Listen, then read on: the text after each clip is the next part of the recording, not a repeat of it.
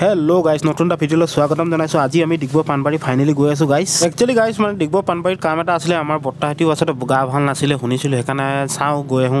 1 ঘণ্টা ৰখাৰ পিছত আমি ফাইনালি আহি পালো। তাতে আমাকে চাহ দিছে খাবলৈ কাৰণে, বলক খাই লওঁ আমি গাইস। চাহ খাই আছো। हेलो गाइस, ये देखो मेरे को बिस्कुट कौन सस्ता दाम है, क्या बोलेगा यार, सस्ता ना, प्रॉब्लम है ना घर में। मैं गरीब हूँ, मेरे मम्मी पापा मुझे गरीब जन्म दिए।